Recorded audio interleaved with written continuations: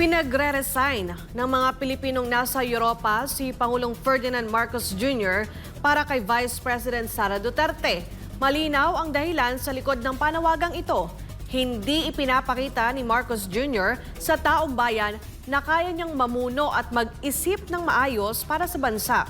Si Anton Cero magbabalita.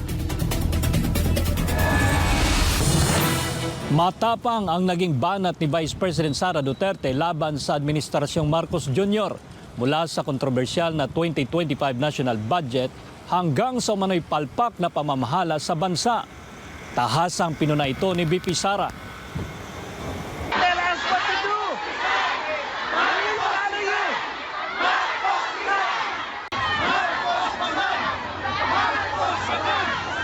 Ito ang maingay ni sigaw ng mga Pilipino sa Europa sa ginanap na meet and greet activity kasama si Vice President Sara Duterte sa The Hague, Netherlands. Sa harap ng mga overseas Filipino worker, matapang na sinagot ni VP Sara ang panawagang ito. And that relates to transparency and accountability. Ang pagiging Pangulo, dapat nasa tamang pag-iisip ka. Dahil nasa mga polisiya mo at desisyon mo ang kinabukasan ng kabataan at ng bansa. Kaya yung pagsasabi na hindi mahalaga ang drug test sa aking kapasidad at abilidad na mamuno is tantamount to betrayal of public trust. Iginiit niya na kailangang makita ng publiko na ang isang Pangulo ay may kakayahan at matatag na pag-iisip upang magdesisyon ng tama. Hindi lang naman natin pwede sabihin, Marcos resign. Bakit ba kailangan resign?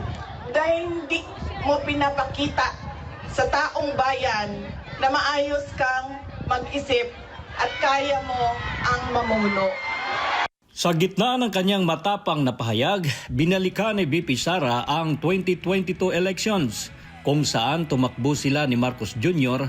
bilang magkatandem sa ilalim ng platapormang Unity and Continuity. Ngunit sa kasalukuyang administrasyon, anya malayo ito sa ipinangako. Pero wala kayong nakikita ngayon na development projects.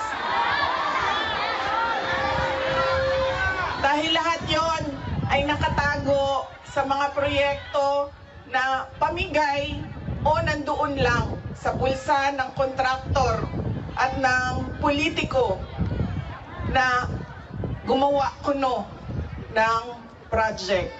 Hindi rin pinalagpas ni VP Sara ang kontrobersyal na 2025 national budget na niya'y ginagawang kasangkapan ng mga politiko upang gamitin ang pera ng bayan para sa kanilang interes. Pinuna rin ni VC ang blank items sa nasabing budget.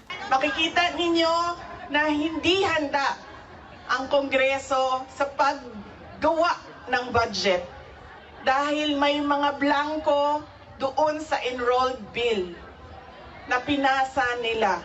Ibig sabihin, walang nag-iisip at hindi pinag-isipan paano ba natin gamitin ang pera ng gobyerno na makita natin na merong kapayapaan at kalambuan,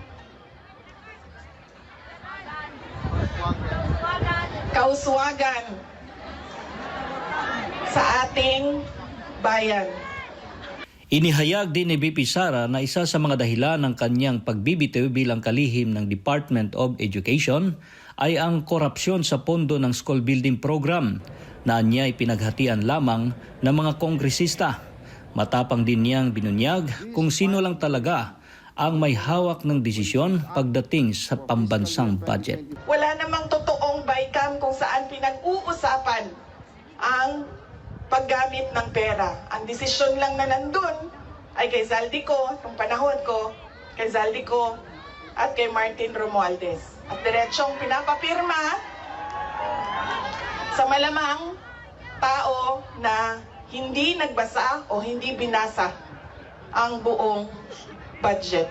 Kaya walang nakakita o hindi nila nakita dahil hindi naman binasa na may blanco doon at pwedeng lagyan ng kahit anong amount yung mga blanco sa budget. Sa gitna ng mga pangyayari sa bansa, iginiit ni VP Sara na hindi ang mga Duterte ang problema ng bayan, kundi ang pamamalakad ng gobyerno. Ang problema ng bayan ay ang governance mismo ng Pilipinas. Yan ang problema ng bayan. At dahil may problema sa gobyerno, ay tuloy-tuloy ang kahirapan doon sa ating bayan. Nakikita nyo yan dahil dumadami ang nakikipagsapalaran sa ibang bansa. Para kay VP Sara, hindi lang ekonomiya ang dapat natutukan ng kasalukuyang administrasyon, kundi ang pagbibigay ng maayos na serbisyo sa mamamayan gaya ng pabahay, peace and order at dekalidad na healthcare. Nakikita nyo yan dito sa mga bansa kung nasaan kayo. At kaya kayo nandito dahil hindi nyo yan nakikita doon. And apparently, tayo lang yung nakakakita, yung nakaupo doon, hindi nila nakikita. Mula dito sa The Hague, Netherlands, Anton Cero, SMNI News.